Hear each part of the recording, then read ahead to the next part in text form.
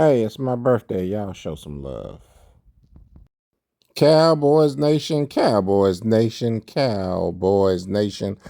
We're just going to talk a little bit today about Elijah Vera Tucker. Let me just say right off the bat that the New York Jets should not get rid of this young man at all. So us getting him should absolutely not happen. You can see he's number 75, and his ability to get to the second level.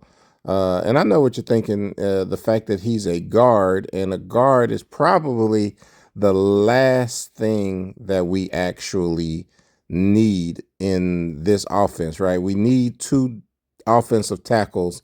And what you're looking at right here is a very good offensive guard. However, there's a couple of things. I don't know what's going on with Tyler Smith and them moving him out to tackle. I don't know if that was just a situation because we had to have somebody, which is definitely a possibility. But the other thing is Elijah Vera Tucker actually played left offensive tackle in college. So he played at USC, and he actually played offensive tackle. Now, you can kind of see what we're showing here a little bit is just his ability to just be a smart blocker, how he kind of got his shoulder on the inside so that the defender couldn't wrap back around him to get to the tackle. And he's a smart player, a USC offensive lineman, which means he's played in some big games, obviously. In the pros, he's actually done an amazing job. When he was drafted, in front of some people who are all pro guards or all pro offensive linemen rather. And the only reason, in my opinion, he's not considered one of the better offensive linemen is because he does have some injury issues, and injury issues. It's kind of how we got Javonte Williams. So I don't want you to get to the point to where you are thinking, like, man, last thing we need is somebody with some injury issues. Again, that's how we got Javonte Williams. He was a good running back who had some injury issues and was kind of down on his luck. The team had to kind of move on, and they had other players, so him coming back and just taking his spot wasn't in the cards. I'm not really sure. I feel like the Jets should probably do what they can to keep Elijah Vera Tucker. But if they do not, I feel like it would be a great situation for the Cowboys to actually get him. He is, somebody, like I said, in the run game, his ability just to get to that second level is, in my opinion, amazing. I mean, he plays well, filling the blocker, his double team partner, understanding where that partner is, and then being able to, get the defender in a position where the other guy can take control, and then boom, being able to move up to the next level. And that's that's incredible in the running game. But then he also has the ability to have enough foot quickness to play, in my opinion, as a tackle as well. Now, he wasn't the fastest. Don't get me wrong. He's not the fastest guy. I think he ran a 5 flat in the 40 when it came to the combine. And of course, this was 2021, I believe, if I'm not mistaken. So he's not exactly has the quickest of feet for a guy his size, though he can definitely position himself between him and the defensive end and keep from being bull rushed back into Dak Prescott's lap. That's the kind of thing that I really feel like is extremely important, is not getting pushed back. We saw way too many times where Terrence Steele was getting pushed right back into Dak Prescott's lap. Now here again, they're showing a lot of runs because he's very good in run blocking. But I do want to pay attention to how the scheme of this was for Elijah Vera Tucker to come back and trap this tackle over here. But when he noticed somebody cross his face, he was smart enough to actually be able to grab that. And again, you're talking about a smart offensive lineman and somebody who's smart and has the physical ability.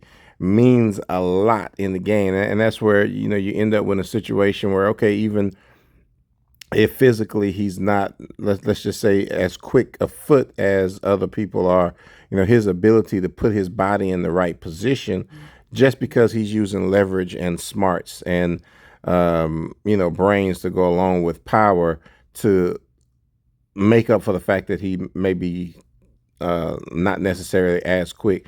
I think that still allows him to be able to be a decent offensive tackle. Now, again, he's done well at guard in the NFL, and would the Cowboys want to grab him and then move him to tackle? I don't know. I think somebody like this, who again played tackle in college, just like Tyler Smith played tackle in college, but I think somebody like this, who hasn't had a lot of reps because of injury, right, could come in and do a better job probably at moving to tackle than us losing out on somebody that we already have as an all-pro guard. I think that if nothing else, it gives you the ability to try it out. Let's see what happens if we put him at tackle. Okay, let's see what happens if we move him over to guard and kind of figure out who the best 5 offensive linemen we can put on, regardless if that means Tyler Smith is moving out and asking for more money to move out to tackle, or what the deal actually is. But I do believe that this is somebody that the Cowboys could be looking at. Again, it's not the best fit. It's not the guy that you would say, oh, we have to go and get this guy. This is just really more of a, hey, this person could be available in free agency, and it might be a good look if the Cowboys were to take a look at him and plug and play into our offensive line. Again, I don't know if that would be as a offensive guard or if it would be as a tackle, but this is a talented young man who has really just been cursed with the injury bug. And if the Dallas Cowboys training team can actually get him and clear him and have him ready to play by, in the offseason, I really feel like he can be a great piece. We'll get to another, and like I said, most of these are runs. If you really want to know the truth, if we're talking about replacing Terrence Steele, Terrence Steele is a decent run blocker. We don't necessarily have the issues with Terrence Steele being able to do some of the same things that we're watching Alijah Vera Tucker do here from guard, although, again, they're playing a different position. But we don't have that issue as a run blocker. The issue that we have, obviously, is in the passing game.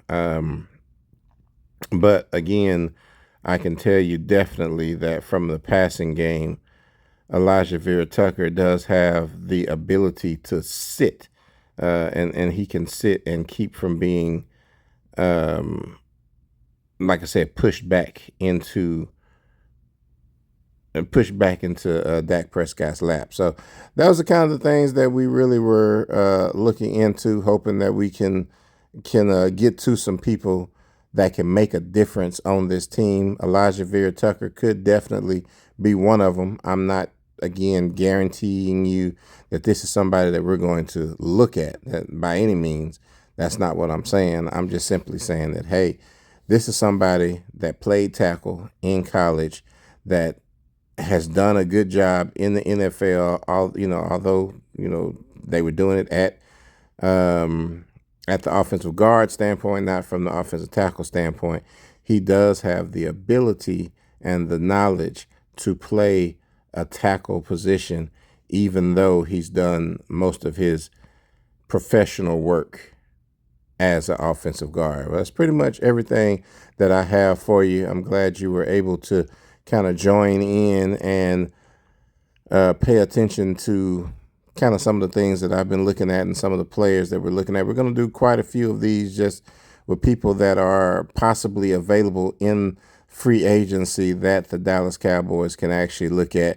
And we can start to make some decisions when we get further along, closer to March, on who some of these players are and whether or not we should actually be taking them or not. So that's pretty much all I got here for you. This has been Defending the Boys.